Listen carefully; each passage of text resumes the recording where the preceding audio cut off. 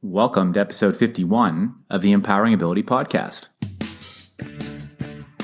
Welcome to the Empowering Ability Podcast, where we get you and your loved ones impacted by disability the information needed to live a full and meaningful life. Now here's your host, Eric Gall. Hey friends, welcome to episode 51. I am excited to bring you this episode. This episode in particular has been 2 years in the making, and I've been working on collecting and figuring out how to best share this content with you on this Best of Housing episode. So this episode features 9 guests that I've interviewed over the past 2 years. And some of this content you might have heard already, but it's compiled in a way that I feel shares the best, collection of ideas and thoughts around housing for people with developmental disabilities. I've also combined my personal insights from my coaching practice, as well as my lived experience with my family and my sister, Sarah, who has a developmental disability. And this year, approximately 3 months ago, moved out of my family home with my parents, which she had lived for the last 34 years, and in with me. So I feel that there's a real interesting perspective that I'm able to share with you here, combined from these 9, what I would call experts on housing, people that live and breathe housing for people with disabilities and supporting them to find and create a home of their own, as well as my personal experience that's combined in with that. So I just wanted to give you a bit of perspective on what I'm coming from and the lens that I'm viewing things through. Now, before we get into the episode on the best of housing, I'm excited to share with you some more news. Over the past couple of months, I've been thinking and working on creating a way for you, the listeners and the readers of the blog, to contribute to this work. So you are now able to subscribe to Empowering Ability. And essentially, all of the content for Empowering Ability will remain free. This podcast will remain free. The blog will remain free. But by subscribing, you are helping to contribute towards this work. And so I've done a lot of thinking about this, and it isn't about me profiting from this work or making a small revenue stream. It is about giving back to the developmental disability community. And 80% of all the subscription revenues will be put towards community grassroots projects to support the mission of Empowering Ability, which is to create incredible, ordinary lives. And the key word there being ordinary, not special. So I'm excited to release this option for you to subscribe. Again, 80% is going to go to community grassroots projects. 20% of revenues will go towards the cost of hosting and maintaining the Empowering Ability platform. And a little bit of that will go towards contributing the content. Hopefully there's enough of you that are willing to support Empowering Ability by subscribing it to at least help keep me caffeinated with that 20% that I'll be putting towards the content creation and the upkeep costs. So excited to release that for you. If you are interested in subscribing, you can go to empoweringability.org, and there's a big subscribe button in red at the top. And you can contribute whatever level you feel comfortable contributing, completely up to you. And along with that, any courses, online courses, or content, paid content that I release, you'll get that at a discounted price as a subscriber. And when you think about if you're going to subscribe or not, maybe just consider the value that you're getting from the podcast. So if you compare this medium to, another medium such as purchasing a book, for example, when you purchase a book, you don't really know what you're getting. With this podcast, you do know what you're getting because you can listen to the previous 50 episodes for free to, experience exactly what you're getting. So you know what you're getting. The other thing you can compare it to is like a magazine subscription. So, a magazine subscription is going to cost you, somewhere $10 to $20 a month type thing. And you might get one issue per month. So I hope this podcast provides as much entertainment value as a magazine would, and hopefully it provides you even more value towards insights and actionable things that you can integrate into your life or your work or the life of a loved one. So hopefully that gives you a bit of a comparable to weigh the option of subscribing against. And I hope that you consider subscribing. Again, you can do that at empoweringability.org. Also, again, I just want to reiterate, this content will always remain free. And if you aren't able to contribute, then please don't. Please don't provide any funds if you don't have the funds to do so. And there's other ways you can contribute, such as sharing the podcast on social media or with your network. So appreciate any way that you are able to contribute towards this work. All right, so let's get back into this episode on the best of housing. Now, the perspectives that you're going to hear from these 9 guests are more or less perspectives that I agree with, which is why I am sharing them again. So you're going to hear perspectives that, for example, from Michael Kendrick, that group homes are not the best or not the optimal option for people with developmental disabilities. And I wholeheartedly agree with that. And we'll get into that in more detail in the podcast. However, there's going to be some perspectives in this podcast that you either agree with or do not agree with. And I encourage you to just listen to this podcast with an open mind and to just consider these different perspectives that are being provided and think about if they are true for you or not, and if it makes sense to shift your beliefs or your thinking about certain things. I just hope that you would listen to this with an open mind and form your own opinions and thoughts. So without any further ado, let's roll. The first clip is with Michael Kendrick from episode 47. Now, this is a podcast I recommend listening to entirely, and you can do so for each of those. They're listed in the show notes. But now, Michael Kendrick is an international consultant and educator that works with many governments, agencies, community organizations, universities and colleges, really across the globe. And a lot of his work focuses in on evaluations, strategic planning, and critical problem solving all around the area of mental health and disability. Now, in this clip, Michael talks about why group homes are not the best option for people with disabilities. And I'm going to share some of my insights after we listen to the clip here with Michael. But let's start with Michael. Here we go. Right. And recently I saw saw a letter that you wrote. And it was, I believe, specifically in response or regard to government investment in institutionalized settings. So in Ontario, it's looking like there's government money that's going to be invested in building group homes.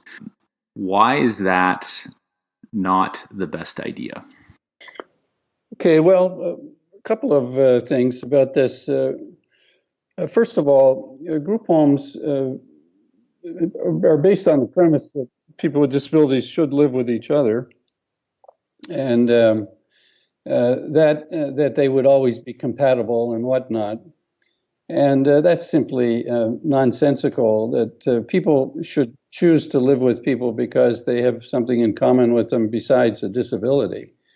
And so from just an everyday standard of, if you think, well, who am I going to live with if I'm going to live with others and I have to share the rent or something? I'm going to choose to live with people I'm compatible with.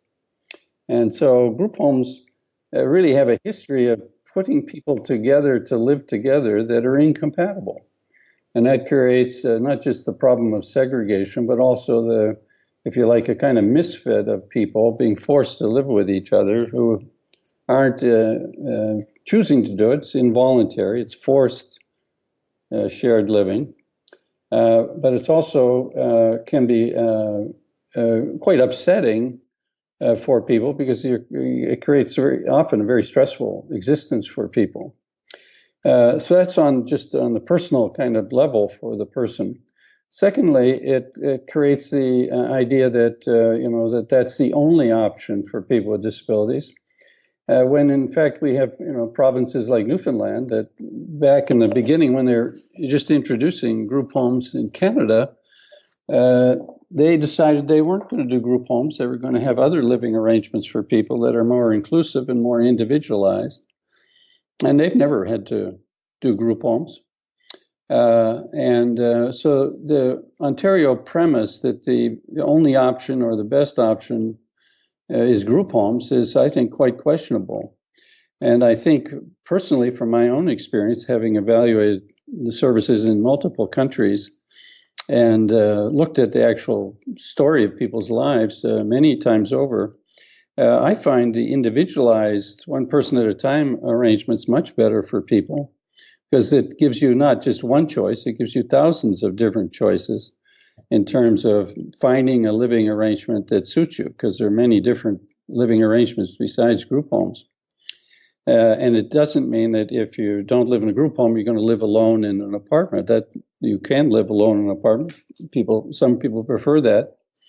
But you can also have a housemate that isn't a disabled person. You could join in with a few people your own age and get a bigger house. No matter where people with disabilities live from a housing point of view, whatever setting.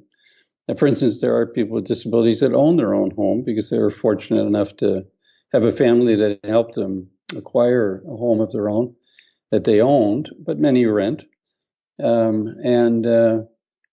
It's also true that many people with disabilities might, over a period of time, live in a number of different arrangements, like everybody else, that as your life circumstances change, you might change your living arrangement. And so many of these people, I've been part of many exercises to create alternatives to group homes, and it's quite doable. And it's already been done in Ontario. So the idea that the government should decide on a single option as being crucial, as sort of the backbone of their residential support system, I think is very short-sighted. And I think group homes are really mini-institutional, and they were one of the best ideas of the 1970s, but now we're almost a half century later, and we need to move our thinking along, and the group home is not at the leading edge of options for people. The more personalized, one person at a time arrangements are infinitely better qualitatively. So I think the government of Ontario is being held hostage to a dying service model, in a sense, a model that should go away and be replaced by more up-to-date options. And I don't mean to pick on the government of Ontario because there'd be group homes in many jurisdictions, but it's also the case that in many places governments have chosen to expand their individualized options and freeze the growth of segregated congregate options like group homes. For instance, that's what's happened in Vermont, and it's happened for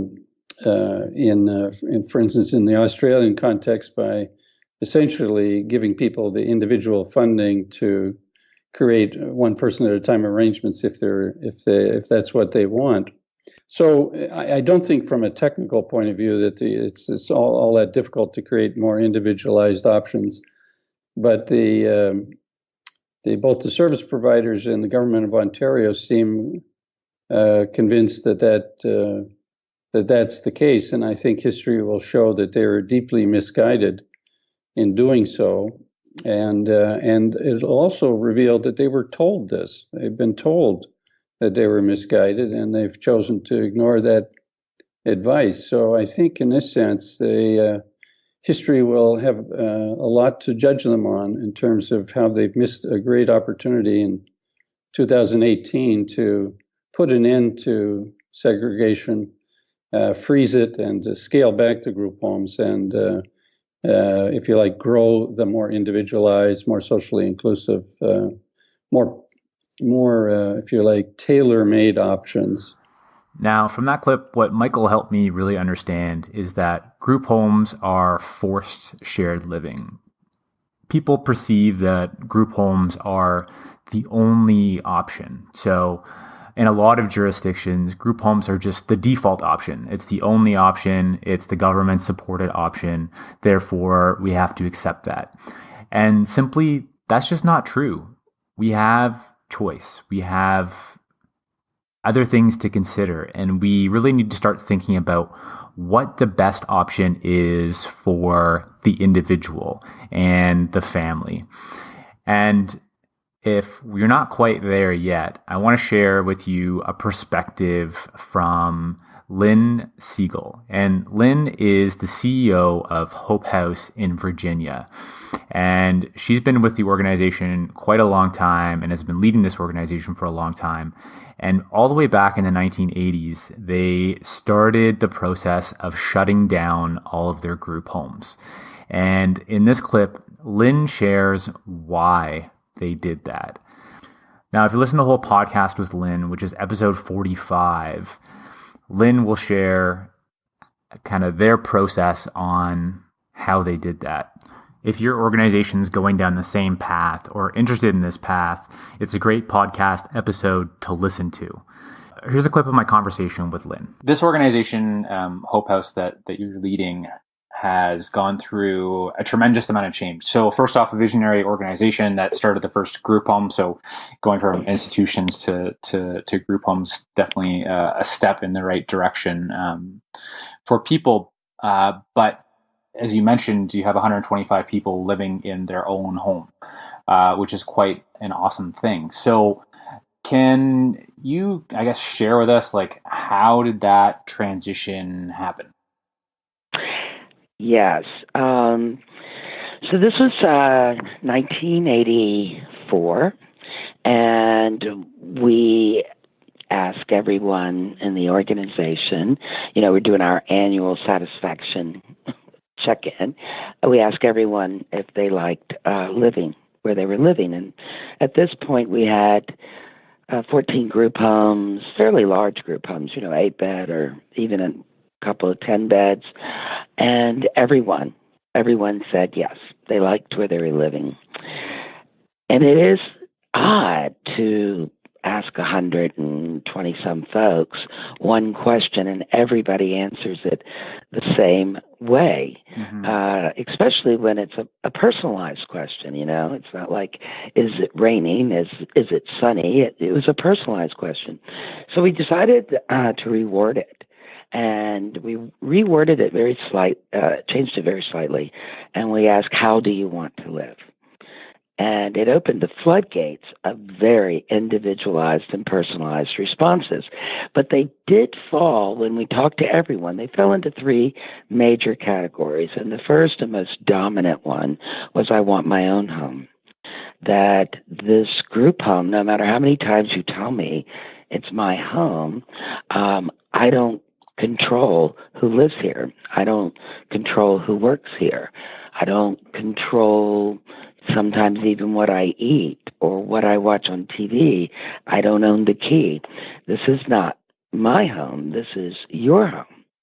And that was shocking to us, because you can, especially when you're running congregate services, you can really get lulled into that you're fooling people.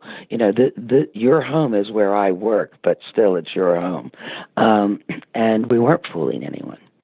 And then the second theme was people wanted a job. A job with a paycheck, a job that had a diverse workforce, where most of the people in 1984, and in fact still to this day, around the country, went to day centers or sheltered workshops or places, again, that everyone had a label of intellectual or developmentally disabled.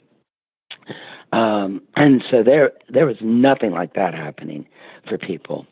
And the third was we put under the category of friendship and romance. People express this probably in the most unique ways, wanting to have someone call them up and ask them to go to a movie, and they weren't paid to be with them. A girlfriend, a boyfriend, getting married, some very modest and basic needs for around connection and belonging. So we were, in those days, we defined being exceptional and excellent based on the fact that we had no licensure violations, meaning we met all the rules. Mm-hmm. Our paperwork was clean and well organized and color coded. We had no employee grievances. We had low staff turnover. Our group homes were all in middle to upper class neighborhoods, beautiful homes, fine trimmed lawns and couches that matched the drapes. We just felt like this is what good services are. So when we kind of gathered all of these responses into these three themes, we audited all of our perfect program plans because Virginia held us up really as a model. And not one program plan for any of these individuals addressed them getting their own home, a real job, or unpaid relationships in their life, whether they be romantic or friendship. And that was a dark time for us because it was a long fall, because it requires you naturally to say, well, wait a minute. I mean, if your biggest stakeholders, if the people that have the most impact, you have the most impact on, are saying that what you're giving them is not what they want, that's daunting. That was very daunting. Okay. So Lynn shares with us that people living in their group homes very clearly said that they want a home of their own. And Lynn and her team helped them to do that. Every single person that was living in their group homes, which is quite a courageous thing to do. So again, listen to that full episode 45, if you want to hear more from Lynn. Now, it comes back to this idea of just accepting the default of group homes or thinking about designing what the ideal home or ideal solution looks like for an individual. So I want you to think about this for yourself for a minute. When you thought about where you were going to live, or maybe even going back to where you thought you were first going to live, you had a choice. You had a choice between, something like, do I go and move into an apartment? Do I move into a college dorm? Do I rent a house with a bunch of friends? You thought about all these different options. You weren't told that living in an institution or a mini institution, like a group home, was the only option for you. If you think about what a question or what this would look like for yourself, it would be like me telling you that you need to live in a retirement home, which is also an institution. Think about what that feels like when you walk into a retirement home. Most people in retirement homes aren't living a vibrant, fulfilling life.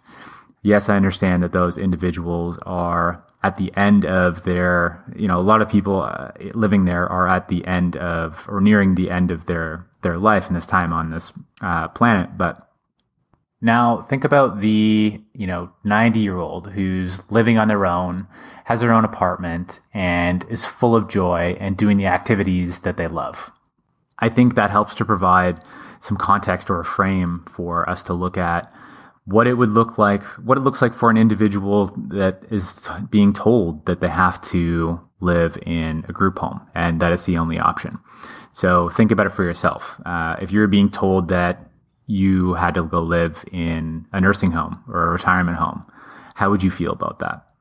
So I think that for me anyways helps to get a bit of perspective on and understanding and truth around why thinking about the individualized or designing a home makes the most sense for people, and it gives them choice and control over their lives.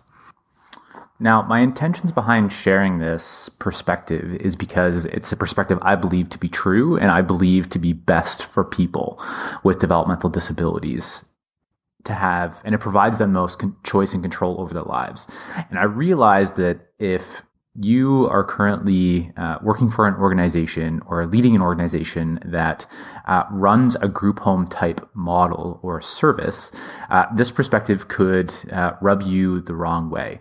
And I just wanted to share that I'm friends with many people that work for organizations that run group homes, and they are great people. They have the best intentions and do their best to provide for individuals that they serve. And these people have amazing hearts, and they do the best work that they feel that they can day in and day out. And that's the vast majority of people that work for these types of organizations. So it's not the people. So if you're listening to this, I hope you don't get your back up thinking that I'm saying that you're not doing a good job. It's not really anything to do with the people working in group homes. What it has to do with is the system. It has to do with the structure of living, because it takes away the choice and control of an individual, and they're unable to live the best version of their life because they don't have control, or as much control as they need of their life. And I know many organizations that run group homes are doing good work to start to shift to give as much choice and control to people as possible, and working on designing those individualized options. So I definitely encourage that work. The next guest that I want to share with you is a clip from my podcast episode with Ron Prusen. Ron Prusen is the chair of the Housing Task Force here in Ontario, which was a group that was put together and provided $3 million of annualized funding by the Ontario government to look at and really test and pilot different types of housing solutions. So there's lots of great grassroots ideas from people that this project looked at implementing and trying out, experimenting with, and measuring the results. So I'm excited to share this clip with you from Ron. There are some things in the podcast episode with Ron that I agree with and some that I don't, and I'll address those after this clip is shared. Can you share, Ron, some of the learnings that you've had being involved with, your own family and your daughter, and with the Housing Task Force for the past two and a half years? Sure. And it's a complicated mix. There's been a lot of learning. There's also been a lot of frustration, I will freely admit, and the government hears this regularly from those of us on the Housing Task Force as well. There's no question in my mind, for instance, on the frustration front, that not enough is being done. Enormous appreciation for the $3 million of funding that we had made available to us, but also a clear realization that a great deal more money is going to be required to seriously address what is a crisis situation for many families, where people have been waiting 15, 20, even 25 years for housing. That the variety of ideas is enormous. That people have been extremely creative in imagining a future that is different from the one that they live in at this moment, or that their son or daughter lives in at this moment. And that their sons and daughters, in fact, have been really good at imagining futures as well. It's not just the families or a community agency that is doing the visioning, but the individuals who need supports are an important part of the process as well, and contribute to seeing the possibilities out there. For me, for instance, probably the most significant example of the creativity and the variety is the emphasis on building partnerships within your community. for many of us, and this was absolutely true for me and my family as well, I think the assumption for many years was, okay, this is a government responsibility. It's the equivalent of saying, people need health care, which is provincially funded in the province of Ontario. It's a government program. We expect the government to do this. It's the equivalent of what we do for senior citizens, that, the government plays an important role in providing pensions, in providing, support for housing opportunities for senior citizens and the like.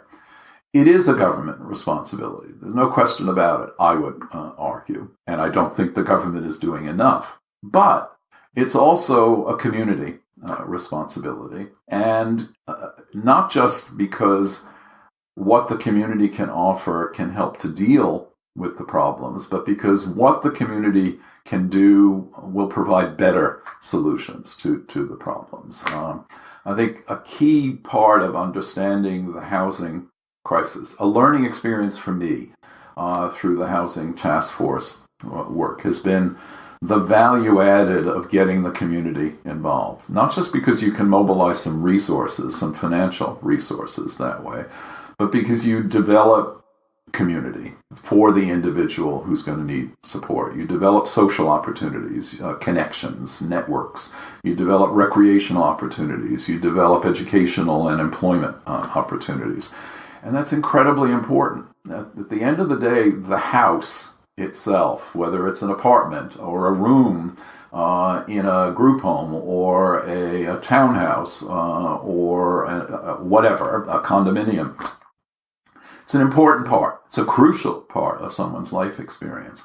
But it's one piece of the picture. That house, that literal roof over someone's head, has to be surrounded, if we're going to talk about real quality of life for people, has to be surrounded by a community. That individual needs a house within a community, needs a place to live within a community where they can live and enjoy what community offers for all of us, not just people with disabilities. And that's one of the real learnings from the proposals that. Okay, so I've had some time to reflect on my thoughts on this episode with Ron and the views discussed in this clip. And so where I agree with Ron is really around accessing the community and community resources, and how those are very important in creating a full life. And it's not really just about the home; it's about creating a life in that home and in the community that home is in. So I really agree with that. I also wanted to talk about Ron's point around the government and the government's role in housing for people with developmental disabilities. Now, I believe that the government does play a role, and there is some level of responsibility for the government to be providing some sort of assistance in terms of housing. And I'll talk about that later in this podcast after the clip with Janet Cleese, because I really feel that it's an affordability issue and a poverty issue in terms of accessing the physical housing. So when we just accept the offering provided by the government, we're giving away our power, because we're signing ourselves up for a suboptimal option. We're giving away our choice and control, because the majority of the time right now in the current environment is that the default option provided is some sort of group living. And in that situation, you have very little choice and control over your life. So it's a suboptimal option compared to designing and creating a home, which we'll talk about later in subsequent clips with subsequent guests. So we're putting ourselves in a victim state by giving away our power. We have the opportunity to claim our power. And in Ontario, for example, there's 16 or so thousand people on a government waiting list with a developmental disability for government supported housing. Plus or minus a couple thousand people. I'm not sure what the current number is as of October 2018. So I think that we have the opportunity here to create what's best for that individual with a developmental disability, and the government can play a role in that, and they're part of the solution. They are not the solution. All right. So the next guest that I'm going to bring on here is a clip from the episode I recorded with Chris Woodhead in episode 25. And Chris is the Director of Housing and Business Development for Dimensions UK. And Dimensions UK supports about 5,000 people in the UK with learning disabilities and people on the autism spectrum disorder. So the people that have ASD. Now, in this clip, Chris shares what they are working on at Dimensions to provide people with disabilities their own front door. So here's a clip from my conversation with Chris. The company I'm with, Dimensions, is a company that's been around now for about 30 years in one form or another. And it is dedicated to delivering great quality support for people with learning disabilities and autism across England and Wales. So we support about 5,000 people in total, the majority of whom I would say have complex needs or face significant challenges in life.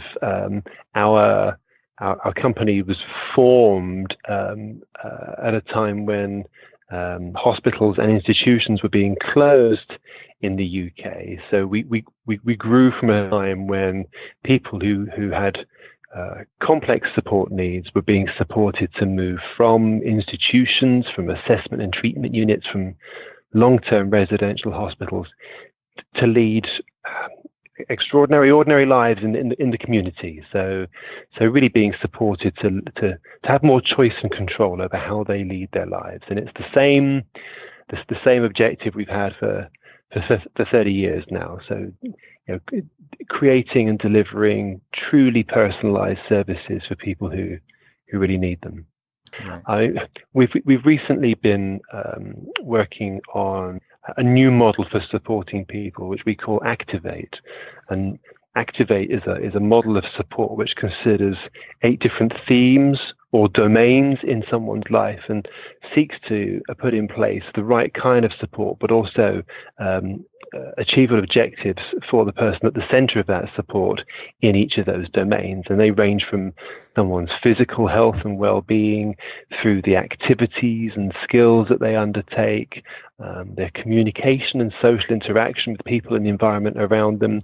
Critically, and I guess what we'll talk a bit about today, the physical environment, the home that they live in, and then relationships with families, relationships with the support staff that work with them, services, and last of all, our wider organization. So I guess central to the values of Dimensions is about making sure that we're able to support people to excel and grow in each of those core domains of support, if you like. Yeah, that makes sense for sure. And for people that are interested in learning maybe a little bit more about that model, is there somewhere that they can go, maybe on your website to access that? There is. If you look on our website, then there's a series of short films that talk about the pilot research that we did to formulate what we now call Activate. Obviously, it didn't start off being called Activate. There's a couple of case studies on there that describe how the model is implemented and the way that it was developed. I think the things that we're proudest of with the pilot research it wasn't just about the quality of support it delivers for people, because I don't think it's a secret that active support, yields dividends. It's a great way to support people to achieve outcomes. But there were 2 other core consequences that we thought were were really inspiring. The first of which was we saw, for the people that we were supporting using this model, we saw a significant reduction in challenging behavior, which we thought was really, really conducive because it supports people to live in the community. And that's, any community misunderstanding of challenging behavior can create real challenges for us as an organization. So, to be able to develop a model which helps to reduce challenging behavior is critically important. Mm-hmm. But lastly, I think for us, it was the increase in satisfaction for staff. Mm-hmm. I don't know what it's like in Canada, but finding great people to deliver great support is a challenge, frankly, and their satisfaction and the way that they work and in keeping their motivation high is critically important. And in implementing this new model, we found that staff and colleagues expressed a higher level of fulfillment in the work that they were doing, and that's great for us because if we can keep great staff, then we can create continuity for people we're supporting, and ultimately we get better outcomes at the end of it. So a couple of things that I like that Chris shared with us. I think the first one is the Activate model. So I'll include a link where you can go and take a look at that Activate model and what the components of it are. And like Ron Prusen shared, creating a home is more than just the physical space. And the Activate model that Dimensions has put together really acknowledges that as well. I think another important insight for coming from Chris is that they're really working to give people their own front door. So traditionally, yes, they have group homes, and yes, they still have group homes, but they're working to shift what they currently have in terms of their service offering into a more individualized offering of giving people their own front door and the choice and control that comes with that. The other thing that I appreciate that Chris offers is separating support and home. So separating and making those non-exclusive. So meaning Dimensions offers both the physical bricks and mortar and the service inside of the home, but they also are separating that. So if an individual is living in one of their properties or renting from them and that's their home, it doesn't mean that they have to use Dimensions support. And vice versa. If they choose a home of their own and they rent somewhere else, it doesn't mean that they lose the support that they're getting from Dimensions. And I think that's an important thing to consider as we go forward. As well, the findings that Chris shares that they've had with the outcomes of the Activate model really don't surprise me. So the increase in staff satisfaction really isn't a shocking thing to me, and the reduction of challenging behaviors. So when you give people choice and control over their life, then they're happy. There's no reason for them to have those challenging behaviors or to act out, because a lot of that acting out is trying to gain control over the things or control over their life, control over the things that they want. And when people are happy, of course, there's going to be more positive energy around that person, and people want to be around positive people. So just the increase in staff satisfaction and staff retention just makes a whole lot of sense. So again, this also continues to build on the case of giving people their own front door, creating that individualized, customized solution for that individual to create their home. The next clip I'm going to share is from Janet Cleese. So Janet Cleese is the executive director of an organization called DAFRS. For short, long, it stands for Durham Region Family Resources and Supports. They just rebranded because that much more accurately depicts resources and supports is really what they focus on. And they're a learning organization, which I also appreciate. So Janet is going to share her insights on housing, and they've had a project here in Ontario that was funded by that housing task force that Ron Prusen is the chair of. So Janet is going to share what they have learned with the families in their community. Today we're in another situation, a difficult housing situation in Ontario for sure, and anything that touches the Toronto area Absolutely, for sure. And in my new role with the Durham Association for Family Respite Services, we're just completing a 2-year housing project. And so can I talk a little bit about that? With the Housing Task Force, right? Yes, So sure, through the Housing Task Force, we were awarded one of their projects. There were only 18 funded, so we were thrilled to kind of do this. And I think to great extent, through my experience, and one of our coordinators, housing coordinators, is Helen Dion, who is one of the founders of the Rougemont. So with our combined experiences, our go-to was to kind of think in the same kind of ways, and really thinking in the midst of this housing crisis, people are still finding housing. People are moving every single day. And if we just went forward, the title of our proposal is Housing is a Community Issue. So it's not a disability issue, it's a community issue. And what are the ways that all kinds of people are looking for and finding ways to build, to buy, to rent, to figure out housing, and why couldn't some of those ways suit the families who are looking for opportunities? And so our project was really quite minimal. We worked with, we partnered with an organization called Brockville and District Association for Community Involvement in Brockville, who had similar outlook on life. And so they hired 2 part-time coordinators, and so did we. And what we went about is we brought families together and said, we have no money at all. Do you want to come and talk about housing?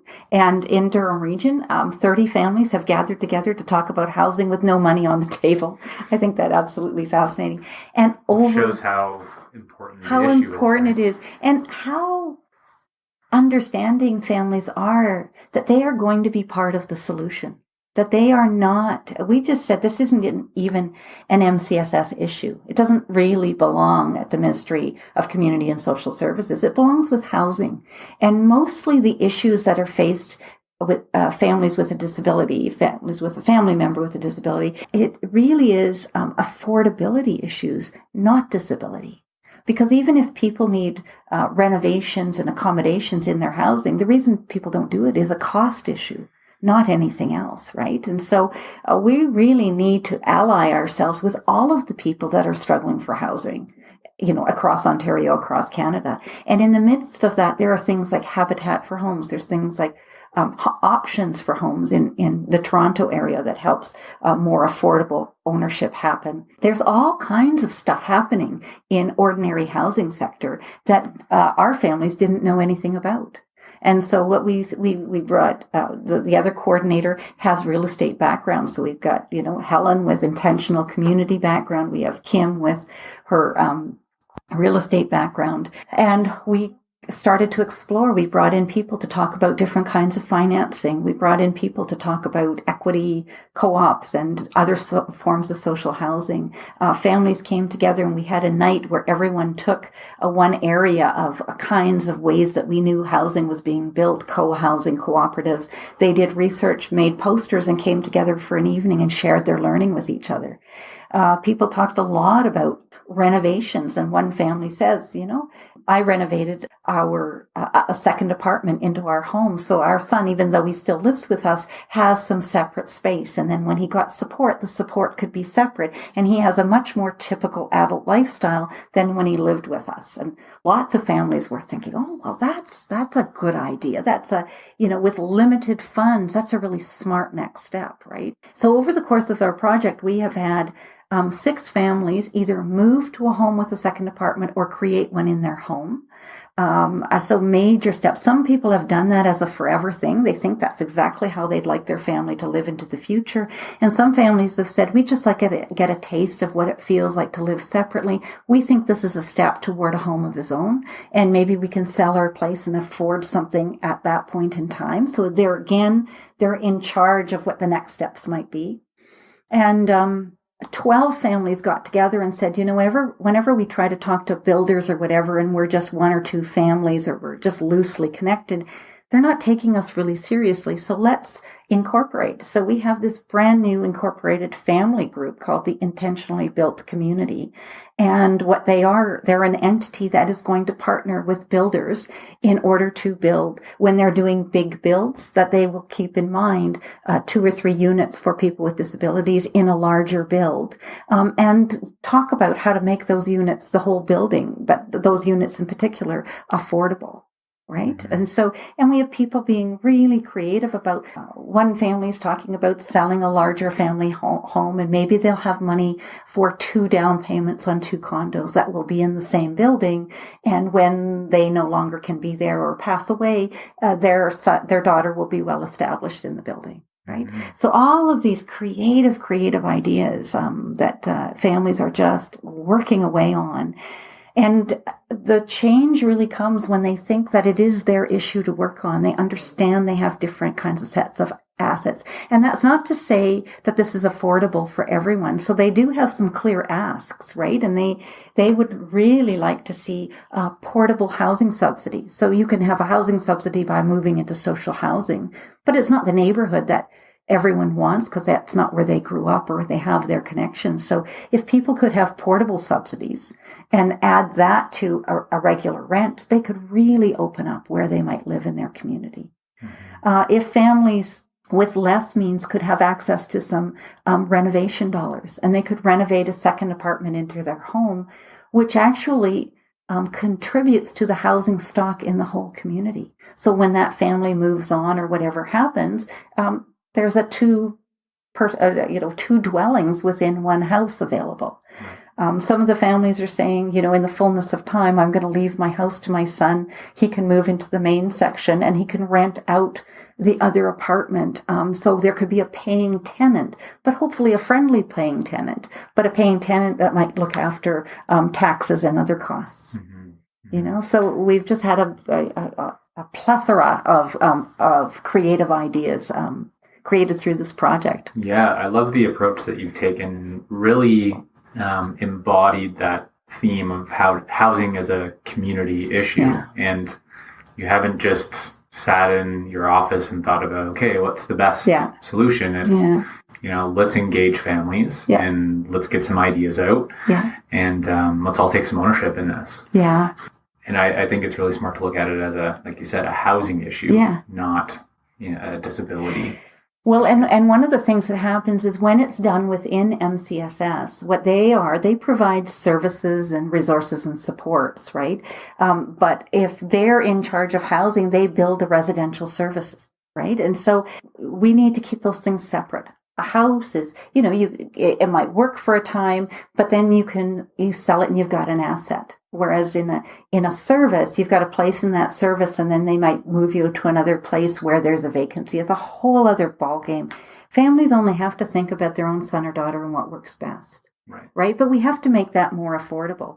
So we held a very, very vibrant housing forum just this week, and we had over 70 people come out. Oh my goodness, the room was abuzz. But I wanted to end with kind of 7 statements that we kind of created that would really, really make a difference. And what I had said is that, if families were in charge of housing, things would look different. And these are the 7 things that I think that I have learned through our project with families that would make a big difference. So I said if families were in charge of housing, first of all, they would understand that housing, home, and support are different things.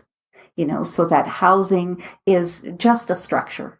And the Ministry of Housing or whoever looks after housing at federal, provincial, and municipal levels can help all kinds of people achieve housing, right? And that the support piece is probably the piece that does belong in part with the Ministry of Community and Social Services. But supports are both natural and paid supports, and not just paid supports alone. And it's always that combination that will assure that people have a good life. And we've in fact come up with ways of planning support. So you start with the ordinary natural supports and then think of the time left, when does paid support need to be in place? And it's really changed our budget. So the first thing is that families would understand that home, housing, and support are 3 different things and best contemplated and achieved separately. that governments and funders and some of their funds might augment some of these, but they shouldn't control them on behalf of many people. Secondly, that families would understand that most housing challenges for people with disabilities are affordability challenges, not disability challenges. And if people with disabilities were not living mostly in poverty and unable to afford even a basic rent, then their families would not have to juggle creatively to try to figure out their own housing first and then later on for this family member over time, right? That's the affordability challenge. And thirdly, we understand that people with disabilities contribute to their neighborhoods and communities, and people with disabilities are not essentially a burden. Families understand this hugely. So they're not a burden, but full contributing member of the human family. And it is together that we find the gifts of one another and build rich, diverse, tolerant, and resilient community. Families understand that helping families and people with disabilities get good, decent, and typical home, housing, and supports doesn't mean taking away their control, authority, and autonomy. It does mean designing financial and direct supports in ways that augment and support natural family assets. And those would be like those portable subsidies I talked about, flexible direct support dollars, but also a little bit of supports for organizations like ours that would support the family to take charge, but to give them the feeling they're not doing it alone. Fifthly, we understand that families, that providing renovation dollars allows families to be creative with their home and space today in ways that will house other citizens in second apartments in the future. Home renovations may stabilize the home for the person right away, and in future maybe even allow a revenue stream for when their parents aren't there, like I just mentioned. Families understand that governments, funders, and planners need to stop building and funding old-style, high-profile, congregated mega projects, which are sometimes just for people with disabilities, and sometimes people with disabilities are lumped in with seniors, people with mental health issues, or other homeless people. And we want funders to stop funding those mega projects now. We think that these confuse new families, tell them that their family members can't take advantage of what is familiar and typical to us all in housing, and it makes them pull away from using their own creativity, assets, opportunities, and connections as the core of home and housing. Right? It takes it right away from them. So we say, you shouldn't be doing this for day supports like day services, and you shouldn't doing these mega things for recreation, and you shouldn't be doing it for respite, and you certainly shouldn't be doing it for housing, right? Mm-hmm. It just confuses the agenda that the ministry is trying to set. So we'd like them to commit to only vibrant, diverse, typical housing options and neighborhoods. And then the last thing we're thinking is that there will always be families with a range of interest and ability in imagining better for a good life and community for their family members. And certainly there are some people with no family at all and no allied connections. So we understand that for a period of time to come, there may well be a demand for services, for residential services and the service model. But where there are keen and hardworking, creative and energetic families who want to be in the driver's seat and who want to build this good life and community with their family members, there ought to be supports and rewards and resources for that. And that's what's not forthcoming. For the cheapest, most effective, most efficient, and most satisfying models, there are the least number of dollars, even if you do it in a ratio. And I think that needs to change. So Janet and her group of families, or the group of families in Durham region that are working together, have come up with really those 7 strong statements or calls to action for families, organizations, and government, really. So I hope that those of you listening take those to heart from those experiences that those families are having. I think that also an interesting thing here is just the unique power that comes from getting together as families and to discuss what potential options are there and to start thinking outside of the box and to work together at a more grassroots level on these solutions. One quote from this clip that I think if there's anything that you take away from this podcast episode as a family member, is really this quote. So this is from Janet. So the change comes when the family realizes that this is their issue to work on. And this goes back to my point earlier of flipping or switching out of that victim mentality. And no one likes to be called a victim. And I'm sure you don't like me calling you a victim if you're in this situation. But we all at times in our lives are in that victim state, myself included. So it's really switching out of that victim state of being at the mercy of someone else or being at the mercy of the government, and realizing that you have the creative power to make this change for yourself and to take that creator mindset. And I think that's a really powerful idea for families to take away. And I think from an organization perspective, it's how do you support families to do this work? From a government perspective, how do you support the families to do this work? And maybe even how do you support the organizations that support families to do this work? And I think a big part of that, like Janet expressed, is how do you adequately give these families the finances or the tools and resources to create these individualized options that are best for the individual, to give them choice and control over their lives. Also there from Janet, you hear her talking about keeping services and physical houses, the physical environment separate from each other. So I think that's an important theme that's starting to run through this podcast episode. Okay, so up to this point, you've heard clips from guests that have spoken about how really the individualized option for an individual is the best option and will provide them the opportunity to live their best life. Now, the question is, how do you go do that? And what are the things that you need to consider, or we need to consider, when thinking about this, creating this home and all the things incorporated within this home? Next, we're going to hear a clip from my conversation with Marg McLean. And Marg is the executive director of St. Mary's Community Living. And St. Mary's Community Living has really focused for a long time, the last 25, 30 years, on providing people a home of their own, or supporting people to obtain a home of their own and to create that. So Mark has a great deal of experience with supporting others, with supporting people with disabilities to create a home of their own. And in this clip, Mark answers the question of how to think about where and how a person wants to live. So here's the clip with Mark. As I understand it, you've been involved with, really since the 1980s, with helping individuals that were coming out of institutions find homes in the community. So Mark, would you be able to maybe tell us a little bit about what individuals should be thinking about when looking or thinking about a home or living independently, just drawing on some of your experience?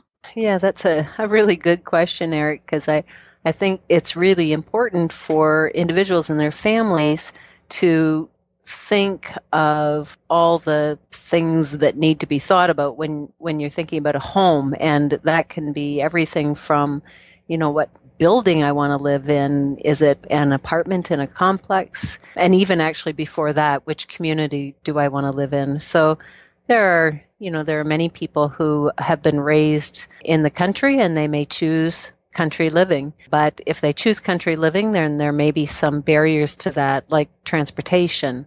There could be some barriers around having other people close by that can help them if they need some help. There could be barriers around snow removal and the cost of doing that and the cost of living rurally. So there's a few things. It could be that the person has grown up in a small community and really wants to stay living in a small community, or perhaps they're interested in what a larger center might offer them with jobs and employment, or accessible and affordable public transportation and other things. So there's a lot of things to consider. And so the beginning is kind of, where do you want to live? And then really around where is kind of, what is the kind of place that you want to live in?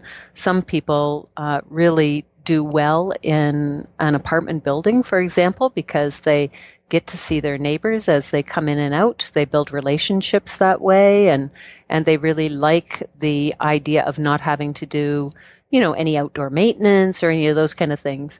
Other people like to have a home where they've got some grass that they can walk on, where perhaps they could have some, flowers or vegetables to grow, where they might have a backyard that they can sit in and feel comfortable and have the privacy of that. So, everybody wants a few different things. And then, of course, along with that is, some people choose to and want to live on their own, and other people really would like to share home with someone. So there's a lot of questions when it comes to thinking about how I want to live, especially when I'm leaving my mom and dad's home, and so a lot of those conversations have to happen over time, so that people have an opportunity to really think and think about all the different issues.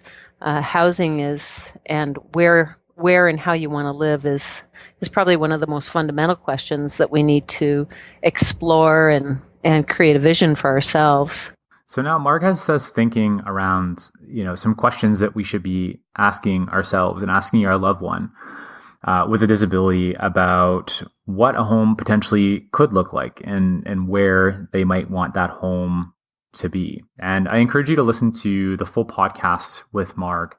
It's actually one of the most listened to or downloaded podcasts within all the podcasts that I've recorded so far. And within that podcast episode with Mark, Mark shares the stories of 3 to 4 individuals. I can't remember if it's 3 or 4, but she shares some good stories of individuals that have created homes of their own. And there's quite a variety of different types and models of homes that Mark shares. So it's a good way to get some ideas and to continue thinking about what that could look like in your situation. Now, the next clip that I want to share with you is from Keenan Weller. And Keenan is the co-leader of an organization in Ottawa called Live, Work, Play. And in this clip, Keenan shares the approach to creating a home that Live, Work, Play takes. And there's some things within this clip with Keenan that I am going to elaborate on after the clip. I get asked a lot about housing, just as a broad, label. People just kind of, what should we do in housing? And I've kind of altered my responses or conversation a lot over the years, and tend to respond to that by asking a lot of questions, because I think it's important that people find their own answer. There's a lot of risk to all concerned if I just try to provide the answer, which is also disrespectful, because I probably, unless I've known the people for a long, long time, that would be different. But someone who's just kind of asking me, I should not be trying to answer that question based on a little bit of information over the phone. So it's really reflecting back and asking questions. And where I would try to lead people in their inquiries is, well, let's start with where do most citizens tend to live? What type of living situations are most frequently observed in the community? And then let's start with those, and let's just consider what are the barriers to those outcomes, and approach it that way.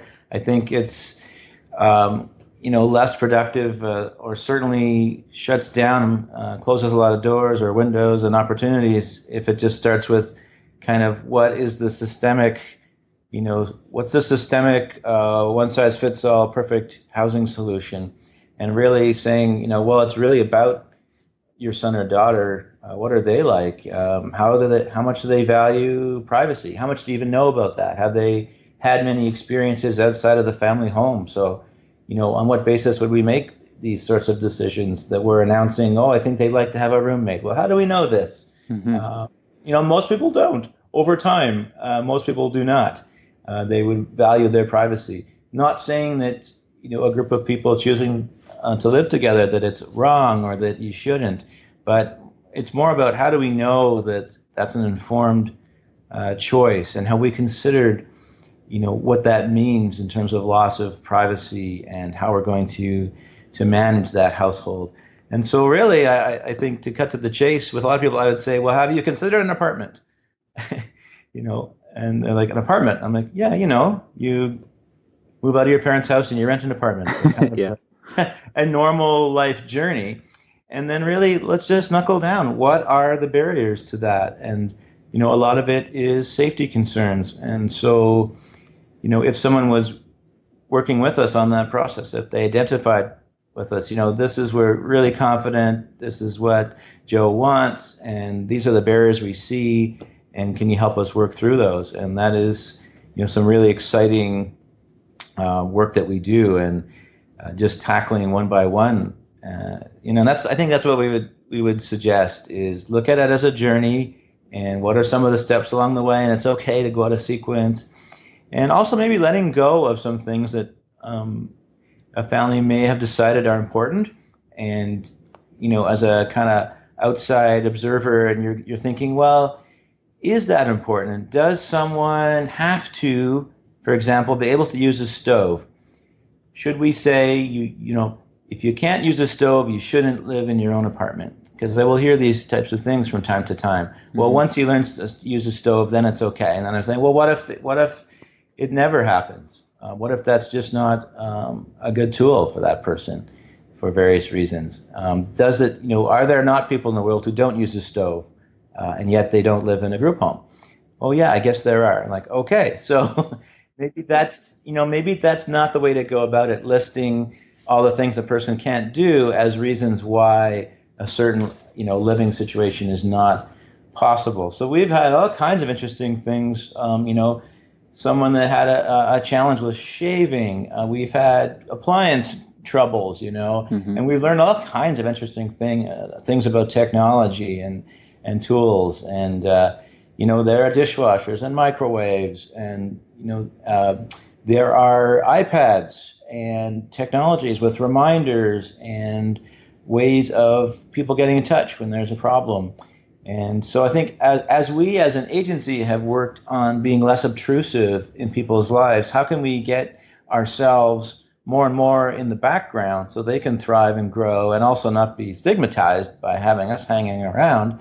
Kind of the same thing translates for families. So how can we support a person to move forward in their lives? And what are ways that, as a loving family, to really have that be the role? The role is to be a loving family, and to be less of kind of an obtrusive monitor and worrier, and almost like an extension of agency, of kind of looking at your own family member as someone that you're working on. And how can we get out of that role and be more in a traditional role of a loving, caring family member? What I really appreciate in this clip with Keenan is how Keenan has shifted to taking a coach approach, to really helping to draw out of an individual and a family what would be best for them. And the one other thing that I really appreciate in this clip with Keenan is just using the idea of an apartment as a thought experiment. Even if you've already ruled it out as not the best fit or not the best option for the person with a disability, but just try that and start there and use it as a thought experiment and say, well, okay, let's start with an apartment. What does that look like? What would that look like for this individual to live in an apartment? And an apartment is really one of the first homes that many of us have. So it's a great place to start and to think through what could that look like Again, as Keenan mentioned, what would the possible barriers be? Where would this individual be successful? What would supports look like? And maybe what's the minimum amount of supports that this individual would need?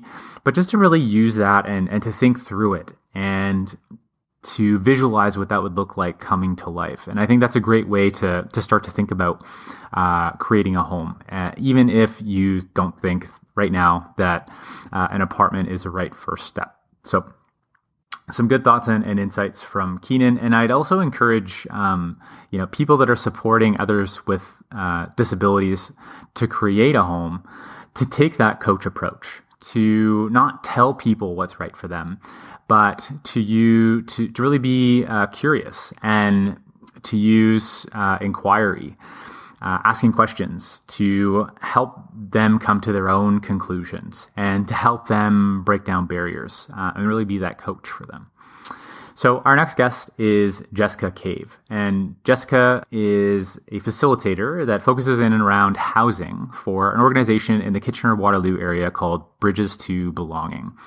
And Jessica shares some of the insights from her around how a facilitator or a coach could possibly help you to move forward in creating a home. I guess maybe, Jessica, what would be helpful, I think, for our listeners is if you could share the approach that you take to helping people with disabilities to think about housing, to find housing. Just if you could, at a high level, share your approach. Yeah, sure. So at Bridges to Belonging is an part of the independent facilitation network, and independent facilitators help to guide process of planning for individuals with a disability through a person-directed approach. So I help families in that sense, just in supporting their desire to live on their own and explore, moving into a home of their own, finding out what kind of supports they're looking for. Example, the timeline in which they maybe see themselves living in their own place. If they've maybe tested out living on their own, the preferred age or gender of a roommate that they may want to have, what's their budget, what supports they might need, if they're paid or unpaid supports. So trying to kind of get the bigger picture of what it is that they're looking for and how I can support them through that process. Mm-hmm. So you'll go and meet with a family one-on-one and sit down with them and start to flush out these things? Exactly. Yeah. And then we'll create a plan together to transition into housing to see what that could look like and help to reach that goal. Okay. So you said transition into housing. So do you start with something else? It's not a one size fits all. So an individual may want to transition gradually into a place of their own if they've never lived anywhere on their own before, aside from their parents' home. They may want to test it out first and not just move right in. So the transition may take, a few days, a few weeks, a few months before they're actually living in that space on their own. Okay. So Jess, what are the types of homes or different types of options that you would help a person or a family consider? Sure. And touching on some of the different options for people who might be thinking about or looking to live on their own, that, like renting an apartment or buying a house and maybe renting out some of the units to other individuals. You could add on to your home as a secondary suite that parents could then, when they pass on, that individual could then live in that house and rent it out to other people and not have to leave their home. There's lots of ways to think about how we can create living spaces for people that are affordable and contribute to that individual's overall well-being. Now, I wanted to share that clip with you from Jessica, just to help to give you some perspective on how a facilitator or a coach could potentially help you move forward with creating a home. And she also gives some ideas of the types of homes that she's helping others create in the Kitchener-Waterloo area. Now, The last clip that I want to share with you is from a parent. So her name is Alice Mainland, and she's from Stratford, Ontario. Now, I was introduced to Alice through Marg McLean. And Marg's organization has supported Alice and her family over the years. So the reason that I want to share with you this clip with Alice is because Alice exemplifies the mindset of a creator.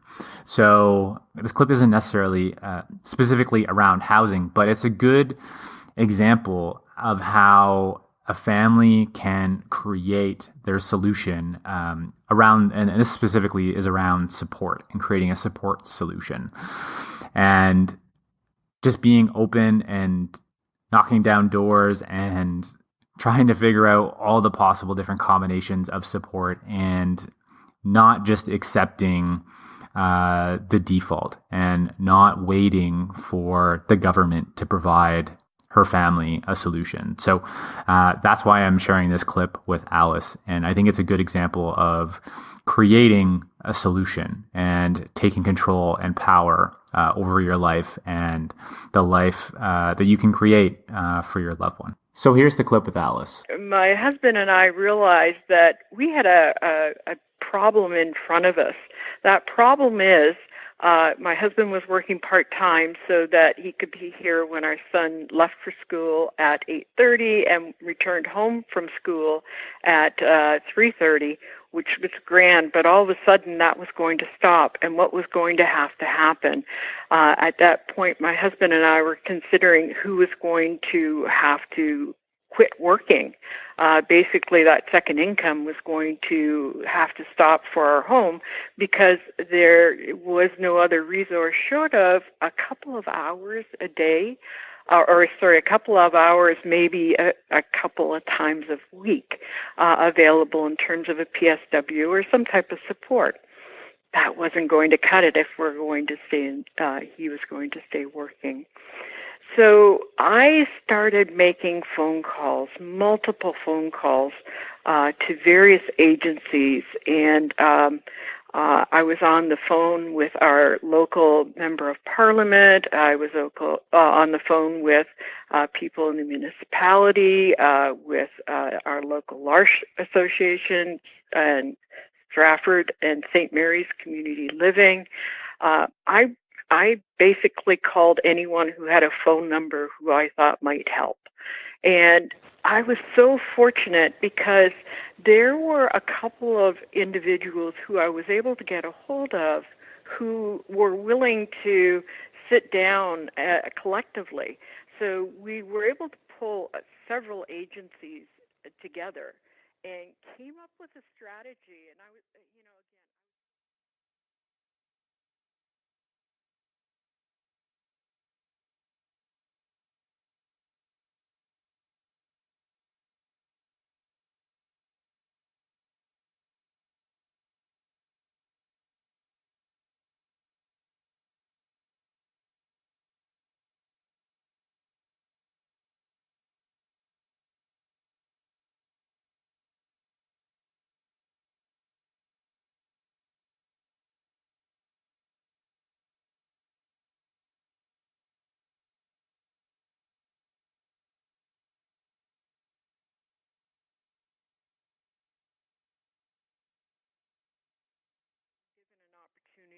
to do some additional life skill work. And because of all of those calls, not just from me, but other parents who had the same issue, we were able to accelerate that in Stratford and pick up a portion of that. So basically, it was a patchwork, but it was a patchwork that worked because people wanted to help. They just didn't have all of the answers. So we were so fortunate that we were able to remain a two-income family because we were able to piece this together. However, not a lot of other parents within the community, once their children left the high school environment, unfortunately weren't they didn't know about trying to figure out how they could get their children into foundations, or they don't know what resources are available to them. So we were one of a small number that were fortunate enough to be able to have this set up for us during the day. Okay, so we've shared clips from 9 different podcasts, 9 different interviewees, and I've tried to splice them together in a way that helps to give you hopefully some new perspectives, or maybe even to confirm that for you that you're moving in the right direction when looking to create a home and to create the best life for a person with a disability.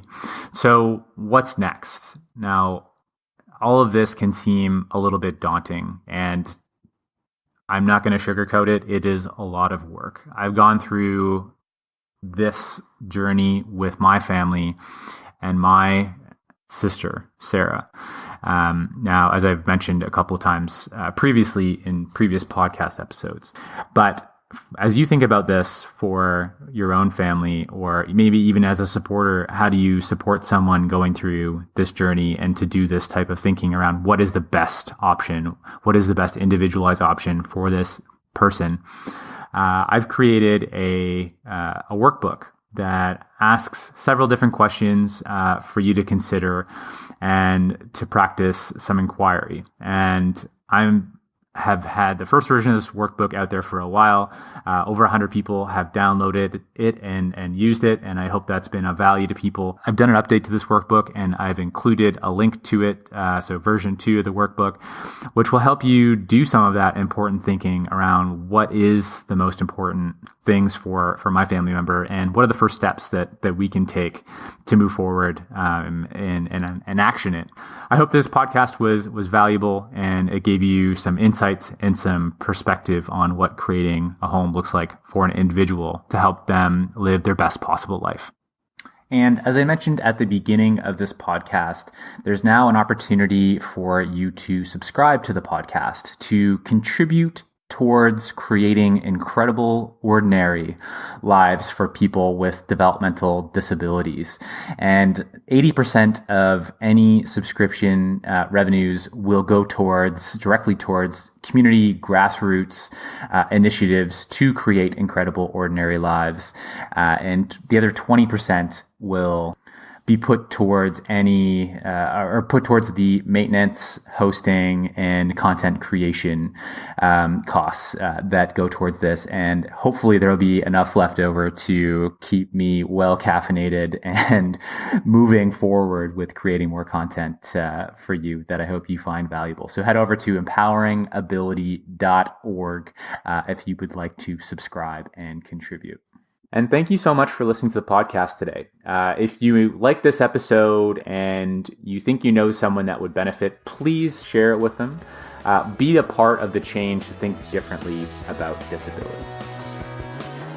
Thanks for listening to today's podcast. Visit us at empoweringability.org for more podcasts and resources to help you and your loved ones impacted by disability build a full and meaningful life.